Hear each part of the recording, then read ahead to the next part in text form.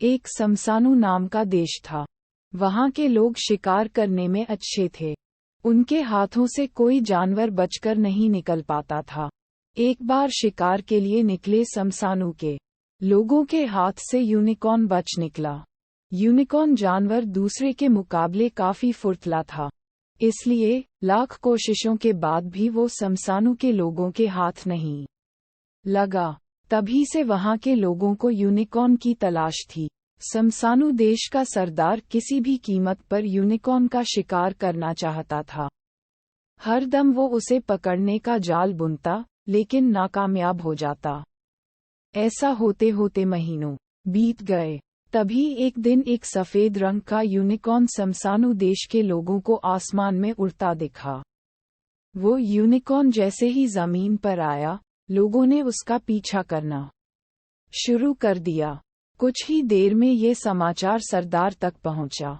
वो भी तेजी से अपने महल से यूनिकॉर्न को पकड़ने के लिए निकल गया। यूनिकॉर्न पास की ही एक नदी से पानी पी रहा था। जब लोगों को पता चला, तो वो भी नदी के पास पहुंच गए। समसानु देश के सरदार भी वहां पहुंचे और सबको थोड़ी दूरी पर खड़े होने के लिए कहा। उन्होंने हल्की आवाज में सबको समझाया कि आज इसे बचकर जाने नहीं देना है, इसलिए मौका देखकर ही इस पर हमला करना होगा।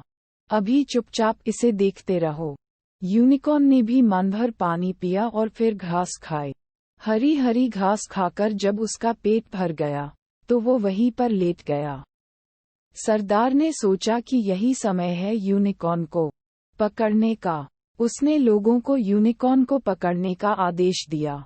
सब एक लंबी सी रस्सी लेकर आए और उसे यूनिकॉर्न के गले में डाल दी।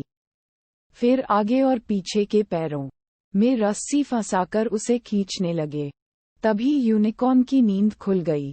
गले और पैरों में रस्सी देखकर यूनिकॉर्न ने चिल्लाना शुरू किया। आखिर यूनिकॉर्न की मदद के लिए कौन आता? सभी लोग उसे पकड़कर ले गए और पिंजरे में बंद कर दिया। यूनिकॉर्न को पकड़ने से सरदार बहुत खुश था। उसने शाम के समय जश्न रखा। सभी लोग खुशी में झूमने लगे। जश्न के बीच में पिंजरे में कैद यूनिकॉर्न को भी लाया गया। तभी पता चला कि पास के ही किसी इलाके में आग लग गई है। देखते ही देखते आग विकराल हो गई। लोग अपनी जान बचाने के लिए चीखते चिल्लाते हुए भागने लगे। लोग आग को बुझाने की कोशिश कर रहे थे, लेकिन आग बढ़ती जा रही थी। पिंजरे में बंद यूनिकॉर्न भी आग देखकर डर गया। वो फिर जोर जोर से चिल्लाया। इस बार उसकी मदद के लिए एक लड़का सैम आया। उसने यूनिकॉर्न से कहा, तुम चिंता मत करो, मैं तुम्हारा पिंजरा खोल दूंगा। बहुत ताकत लगाने के बाद 5वीं बार में सैम पिंजरा खोलने में कामयाब हुआ। जैसे ही पिंजरा खुला, यूनिकॉर्न अपनी पीठ में सैम को बैठाकर आसमान में उड़ गया। सैम ने ऊपर से देखा, तो आग बहुत भयानक लग रही थी। उसने यूनिकॉर्न से पूछा, क्या तुम हमारी मदद नहीं कर सकते हो?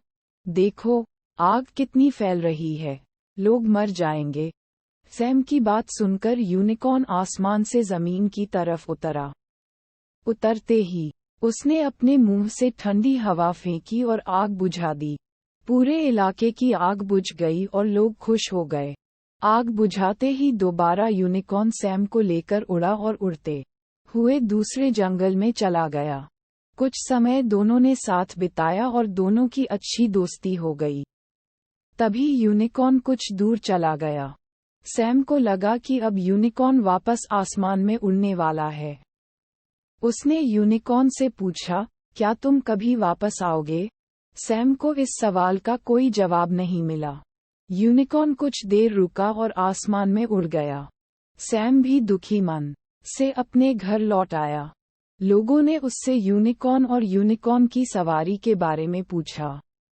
सैम ने यूनिकॉर्न की खूब तारीफ की, लेकिन मन ही मन सैम दुखी था। सैम हर रोज उसी जंगल में यूनिकॉर्न से मिलने की उम्मीद में जाता रहा, लेकिन यूनिकॉर्न वहां वापस कभी नहीं आया।